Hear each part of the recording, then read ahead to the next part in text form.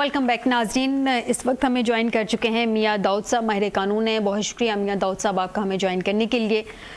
दाऊद साहब, ये बताइएगा कि ये जो अभी कहा जा रहा है कि आईनी तरमीम आएगी, सेनेट आज भी केपी नुमाइंदगी से महरूम है, यानी कि सेनेट जो है मुकम्मल नहीं है, हाउस मुकम्मल नहीं, अधूरा सेनेट आईनी तरमीम। सर, शुकूक व शुबहात सारे अपनी जगह पे हैं, तो क्या ये जो आईनी तरमीम लाने की कोशिश की जा रही है ये उस हद तक कामयाब रह सकेंगे या उस हद तक कामयाबी इसमें मिलेगी कि आधा जो आई वो है हमारा हाउस और उसके बावजूद तरमीम आ गई? मैं थोड़ी सी बेटा क्लैरिटी कर दूं। जी जी। ये मुकम्मल हाउस की बात आइन में कतन तकाजा नहीं है कि आईनी तरमीम करने के लिए आपका हाउस मुकम्मल हो, कौमी असम्बली मुकम्मल हो या सेनेट मुकम्मल हो। हाँ, वहां पर सेनेट की नशिस्तें बिल्कुल नहीं है। सेनेटर्स अभी केपीके जो है वो नुमाइंदगी से महरूम है, लेकिन उसमें भी आपको केपीके की बदनीयती जो है वो नजर आती है। वो बदनीयती किसी भी तरह से आईनी तरमीम में रुकावट नहीं है। फर्ज कर लें, इसको मैं मिसाल से आपको वजाहत करूं। आइन में ये लिखा हुआ है कि हाउस की 2/3 अक्सरियत अगर दस्तयाब हो तो वो आईनी तरमीम हो सकती है। अगर सेनेट के अंदर 2/3 अक्सरियत दस्तयाब हो जाती है, मेंबर्स पूरे हो जाते हैं, चाहे मौलाना फजलुर रहमान साहब के हो जाए, नून लीग के हो जाए, पीपल्स पार्टी के हो जाए, मेरे हो जाए, आपके हो जाए, वो अगर नंबर पूरे हो जाते हैं तो वो आईनी तरमीम हो सकती है। ये आईनी सेनेटर केपीके का नामुकम्मल होना, सेनेट के अंदर नुमाइंदगी ना होना, वो आईनी तरमीम के अंदर रुकावट नहीं है। लेकिन जो आपने दूसरी बात की कि इसके अंदर शुकूक शुबहात पैदा हो जाएंगे, वो मेरी जाती राय ये है कि कवानीन और तरामीम जो है ये होनी चाहिए और उसके बाद उसका जायजा लिया जाना चाहिए कि क्या ये कानून दुरुस्त है या ये आईनी तरमीम जो की गई है, किसी एक आर्टिकल को छेड़ा गया है, वो किसी बुनियादी हकूक से मुतसादम है या नहीं है ना। उससे पहले ये बात अलर्ज करना मैं ये समझता हूँ ये कबल अज़ वक़्त है। हुकूमत की मिस हैंडलिंग जरूर है, इसे कहना चाहिए, लेकिन सियासी हुकूमतें होती हैं, इत्तेहादी हुकूमतों में इस तरह के मसाइल चलते रहते हैं। हर फरीक की ये कोशिश होती है कि वो अपने तौर के ऊपर बेहतरीन चाल चले, हिकमत अमली जो है वो अपनाए, लेकिन किसी जगह के ऊपर किसी फरीक की जो हिकमत अमली है वो कामयाब हो भी जाती है, किसी जगह के ऊपर कामयाब नहीं भी हो पाती। तो ये मैं समझता हूँ कि इसको कबल अज़ वक़्त शुकूक व शुबहात का शिकार जो है वो नहीं करना चाहिए। ठीक है दाऊद साहब, मैं आपकी जानिब आती हूँ। यहिया साहब, ये बताइएगा कि कुछ इस तरह की मिली जुली इत्तलात हैं कि अगर इलेक्शन कमीशन जो है वो किसी भी तरह से किसी नतीजे पे नहीं पहुँचता तो हो सकता है कि स्पीकर साहब से एक रूलिंग दिलवाई जाए कि भाई आप एक रूलिंग दे दें कि जो सीटें इलेक्शन कमीशन ने पहले बांटी थी वो जिनको डी नोटिफाई किया गया था उनको दोबारा से नोटिफाई कर दिया जाए और उन लोगों को कह दिया जाए कि आ जाए भी हाउस में आके अपना ओथ लें और अपना काम स्टार्ट करें और उसके बाद आईनी तरमीम हो जाए। ऐसा पॉसिबल है स्पीकर की रूलिंग से ये चीजें रिवर्स हो जाए? देखें, ये सारे का सारा जो मामला है इसको सियासत के एंगल से सिर्फ नहीं देखना चाहिए। ठीक, ये किस तरीके से पास होगी, क्या पार्लियामेंट के पार्लियामेंटेरियंस जो हैं वो सिर्फ अपनी पार्टी के लाइन को टो करेंगे या अपने कॉन्शियसनेस के साथ भी फैसला करेंगे। देखिए, ये एक आपको सिर्फ मैं थोड़ा सा बैकग्राउंड कॉन्टेक्स्ट देना चाहता हूँ। मियां दाऊद साहब ने भी बहुत अच्छी बात की, मैं सिर्फ डेटा आपके सामने रखना चाहता हूँ। देखिए, सुप्रीम कोर्ट ऑफ पाकिस्तान में 17 जजेस हैं, 57,450 केसेस पेंडिंग हैं, हर साल 25,000 केसेस फाइल होते हैं। अगर ये 17 जजेस सैटरडे संडे को भी काम करे और कोई छुट्टी ना ले तो इनको 5 साल लग जाएंगे सिर्फ इस पेंडेंसी को खत्म करने के लिए। कंडीशनल ये कि कोई नया केस उस साल सुप्रीम कोर्ट में फाइल ना हो। पाकिस्तान जो है देखिए 139th रैंक करता है जुडिशियल इंडेक्स में, जिसमें 150 मुल्क हैं और वो जो 11 मुल्कों से हम जीत रहे हैं, यकीनन इस पैनल में भी किसी को उनके नाम नहीं मालूम होंगे। तो देखिए, इस तरह की इंडिपेंडेंस जुडिशरी को सेलिब्रेट करना थोड़ी देर के लिए हमें बंद करना होगा और थोड़ी देर के लिए इस सारे के सारे मौजू से इमरान खान को, नवाज शरीफ को, शहबाज शरीफ को निकालना होगा और हमें ठीक है ये साहब, हम थोड़ी देर के लिए इस सियासी एंगल को साइड पे रख देते हैं। आपने सुप्रीम कोर्ट की बात की, यही सवाल मैं दाऊद साहब से भी करूंगी, लेकिन पहले इस पे मैं आपका पॉइंट जानना चाह रही हूँ कि आपने कहा कि तकरीबन 50,000 समथिंग जो केसेस हैं सुप्रीम कोर्ट में पेंडेंसी है। क्या कभी किसी ने सिविल और सेशन कोर्ट्स में देखा है कि कितने % पेंडेंसी है? क्या किसी ने हाई कोर्ट्स में देखा है कि कितने % पेंडेंसी है? जो मेरी इतलात है, आप ज़्यादा डिटेल से बता सकते हैं, अगर मैं कहीं पे गलत हूँ तो आप करेक्शन भी कर सकते हैं। 83%, 80 प्लस कर लें, जो केसेस हैं वो हमारी सिविल सेशन कोर्ट्स में पेंडिंग है। उसके बाद 15% जो हैं वो हाई कोर्ट्स में पेंडिंग है, और 5% कहीं जाके आती है सुप्रीम कोर्ट की बारी। तो वो 80 प्लस पे क्यों नहीं फोकस किया जा रहा? वो भी तो आम आदमी के है ना, आम पाकिस्तानी के केसेस हैं। तो ये हाई लेवल से क्यों स्टार्ट किया जा रहा है? सेशन कोर्ट पे ज्यादा फोकस क्यों नहीं? देखिए, आप बिल्कुल ठीक कह रही हैं कि ये जो मसला है ये सिर्फ सुप्रीम कोर्ट रिलेटेड नहीं है, ये पाकिस्तान के सारे जुडिशल निज़ाम का मसला है। लेकिन मैं आपको सिर्फ ये बात बता दूं कि देखें, जब सिविल साइड पे या क्रिमिनल साइड पे पेंडेंसी थी, और एक और प्रॉब्लम ये था कि देखें जजेस जो हैं वो एक्सपर्ट्स नहीं होते। ये कह देना कि सुप्रीम कोर्ट के 17 जजेस जो बैठे हुए हैं ये कॉन्स्टिट्यूशन के एक्सपर्ट है, ये एक बहुत बड़ा जुल्म है जो उन जजेस के साथ ही किया जाता है, क्योंकि बहुत से सुप्रीम कोर्ट के जजेस हाई कोर्ट में सिर्फ सिविल केसेस सुनते हैं, कुछ हैं जो सिर्फ क्रिमिनल केसेस सुनते हैं, कुछ सिर्फ टैक्स के एक्सपर्ट होते हैं। तो ये कह देना कि 17 सुप्रीम कोर्ट के जजेस जो हैं वो जस्टिस कर्नेलियस हैं या जस्टिस मुनीर हैं और वो बड़े लेंथी और जजमेंट्स देंगे, तो उसकी वजह से ही आपको फिर ऐसी जुडिशरी मिली पास्ट में जिसमें जस्टिस इफ्तिखार चौधरी 8 साल कॉन्स्टिट्यूशन के एक्सपर्ट बन गए, जस्टिस साकिब निसार जिन्होंने कभी हाई कोर्ट में शायद कॉन्स्टिट्यूशन खोलने की उनको जरूरत भी नहीं पड़ी क्योंकि वो सिविल के एक्सपर्ट जज थे, लेकिन वो भी कॉन्स्टिट्यूशनल एक्सपर्ट बन गए। देखें, नीचे की अदालतों में आपने बैंकिंग कोर्ट्स बनाई, आपने टेररिज्म कोर्ट्स बनाई, आपने कस्टम एपेलेट ट्रिब्यूनल्स बनाए, आपने हर तरह का ट्रिब्यूनल बनाया, आपने कॉपीराइट्स के लिए कॉपीराइट का ट्रिब्यूनल बनाया। क्यों बनाया? क्योंकि आपको स्पेशलाइज्ड अदालतें सिर्फ इसलिए नहीं बनानी कि पेंडेंसी खत्म करनी है, बल्कि आपने अच्छे फैसले भी देने हैं।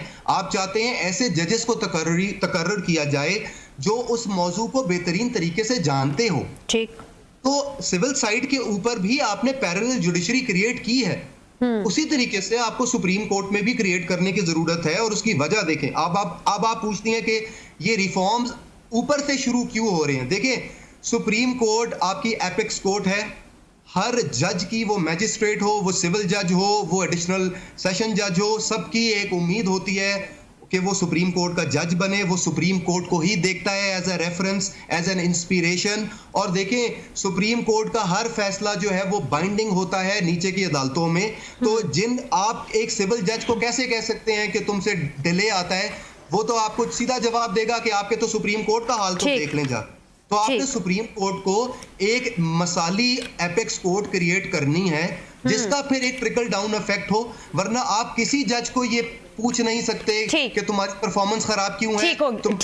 ठीक, आपको पॉइंट आ गया। ये सब मैं जरा जान लूं आयशा से। आयशा, ये जो मखसूस नशिस्तों पे इलेक्शन कमीशन के इजलास हैं बेनतीजा खत्म हो रहे हैं, मतलब एक रिजल्ट आ गया जिसे कहते हैं कि ओवरऑल फाइनली एक रिजल्ट आ गया, यानी कि एक अनाउंसमेंट हो गई, एक उस पर डिसीजन आ गया सुप्रीम कोर्ट का, फिर भी बेनतीजा ईसीपी के इजलास खत्म हो रहे हैं। किस नतीजे पे पहुंचना चाह रहे हैं आपके ख्याल में ईसीपी? मामला सिर्फ ये है कि देखिए, ये ईसीपी के चाहे 25 इजलास क्यों ना हो, जब इन्होंने ये तय कर लिया है कि हमने सुप्रीम कोर्ट के फैसले के मुताबिक हमने अमल दरामद नहीं करना, तो हम कुछ भी कह लें नहीं करना।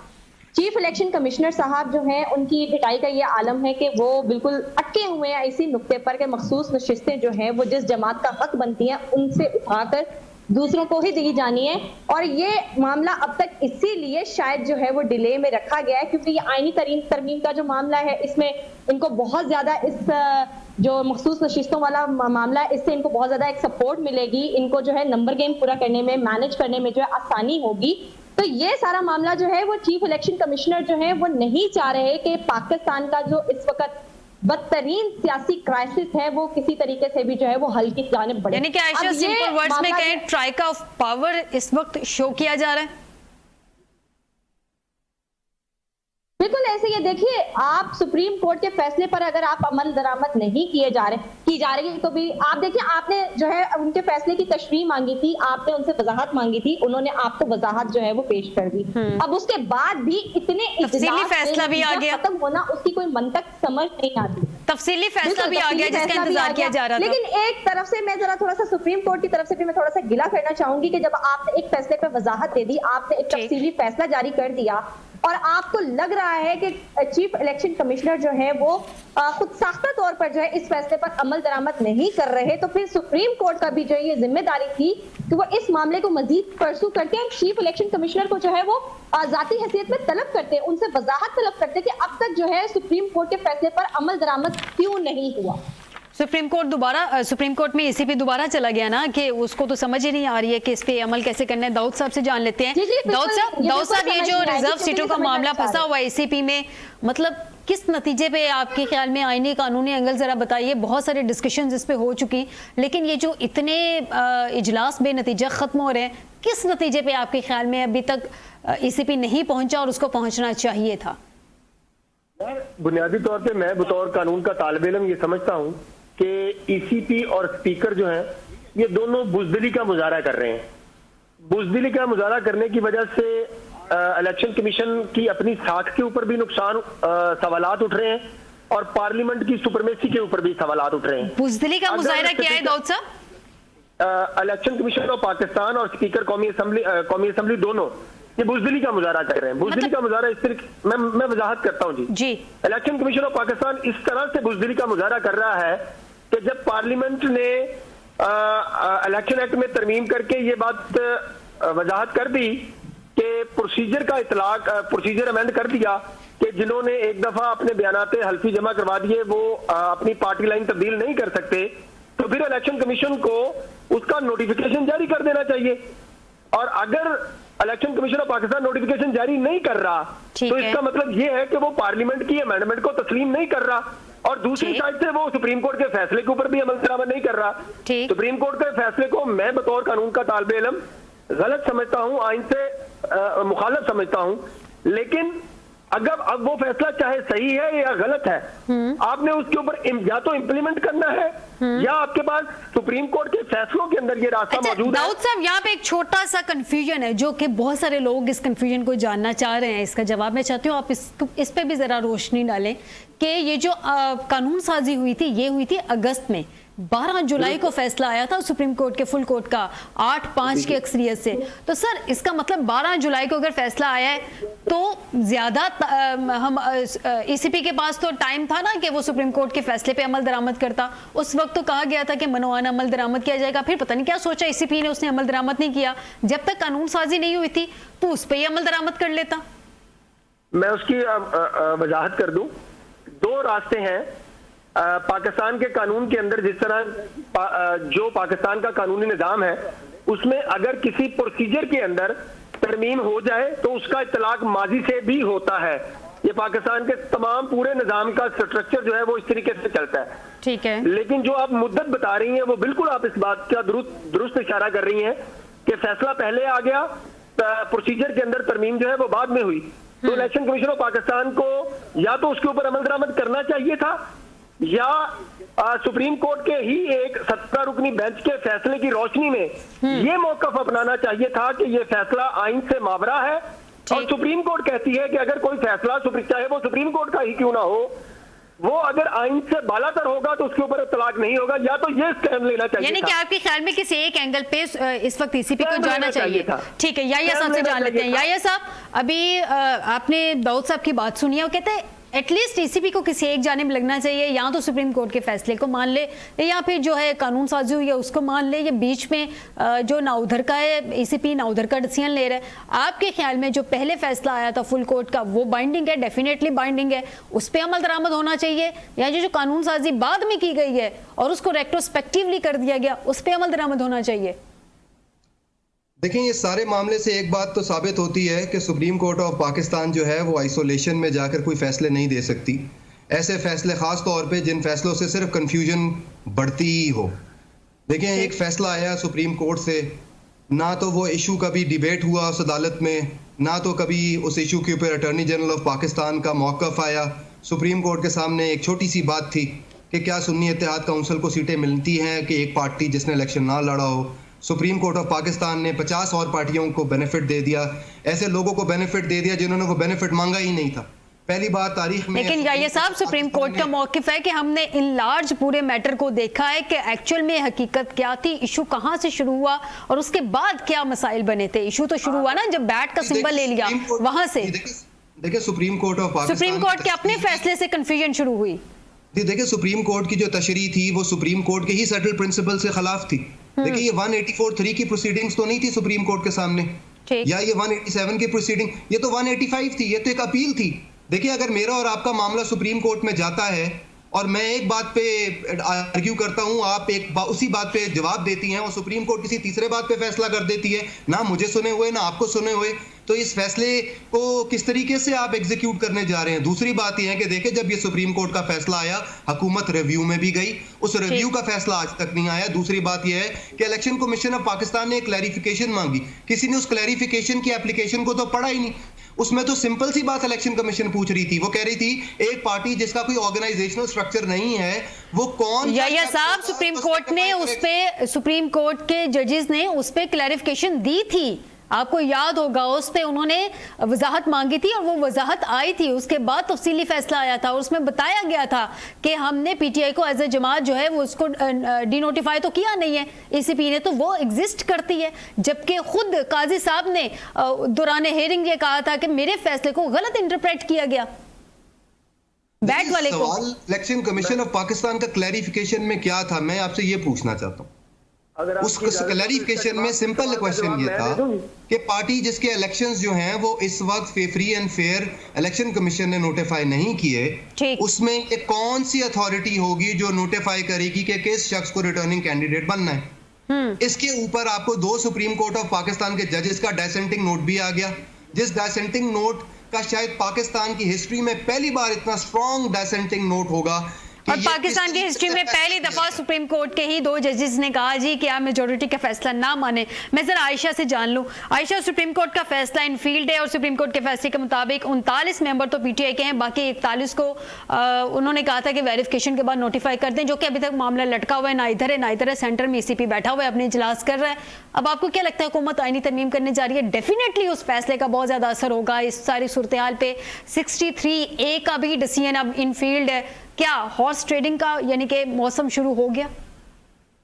बिल्कुल जी, हॉर्स ट्रेडिंग का मौसम शुरू हो चुका है और अभी तक जो है वो जोरों पर है। और मैंने आपको पहले भी बोल चुकी हूँ आपके प्रोग्राम के शुरू में कि बिलावल भुट्टो साहब और जरदारी साहब जो कि हमेशा से मुफाहमत के बादशाह रहे हैं, सियासी जोड़ तोड़ है, इनके बाएं हाथ का खेल है, तो उनको ये अब जिम्मेदारी थमाई गई है क्योंकि शहबाज हुकूमत जो है उसने तो हाथ खड़े कर दिए। वैसे ये जिम्मेदारी थमाई किसने है आयशा? अगर तो शहबाज हुकूमत ने हाथ खड़े कर दिए तो फिर जिम्मेदारी किसने उनको दी है? देखिए आपको याद होगा शायद कुछ दिन पहले जो है हमारे जो हमीद गुल साहब हैं, रिटायर्ड हमीद गुल साहब मरहूम, उनकी बेटी का एक इंटरव्यू जो है सोशल मीडिया पर काफी वायरल हुआ था, जिसमें उन्होंने कहा था कि हमेशा से जो है हमारे मुख्तलिफ हलकों में एक ऐसा हलका था जो कि पॉलिटिकल विंग था और जिसका काम सिर्फ पाकिस्तान में बनने वाली हुकूमतों में उनके अंदर जोड़ तोड़ मैनेज करना, किसको कौन सी वजारत देनी है, किसको कौन सा ओहदा देना है, ये यानी कि उनकी तरफ से असाइन किया गया। बिल्कुल, उनकी बेटी ने ही ये पैगाम दिया था, उनकी बेटी ने ही ये बयान दिया था, ये ऑन बोर्ड है और ये पॉलिटिकल विंग जो है वो अभी तक काम कर रहा है। और मैं उस इदारे का नाम नहीं लेना चाहूंगी क्योंकि सब जानते हैं कि पाकिस्तान में जो पॉलिटिकल मैनेजमेंट है वो कहाँ से देखी जा रही है और जो किंग मेकर्स हैं वो इस वक्त कहाँ से डील कर रहे हैं। तो ये एक बात किसी से ढकी छुपी नहीं है। मेरा नहीं ख्याल कि इसके ऊपर थोड़ा मजीद रोशनी डालने की जरूरत है। रोशनी आपने डाल दी आयशा, समझने वाले समझ गए और मुझ तक आपका पॉइंट भी आ गया। बहुत शुक्रिया आयशा नुमान, आपने मुझे प्रोग्राम में ज्वाइन किया। मियां दाऊद साहब आपका बहुत शुक्रिया और यहिया फरीद साहब आपका भी बहुत शुक्रिया, आपने प्रोग्राम में ज्वाइन किया। नाज़रीन आज के प्रोग्राम से दीजिएगा इजाजत, बशर्ते जिंदगी आपसे दोबारा मुलाकात होगी। अपना ख्याल रखिएगा, अल्लाह हाफिज।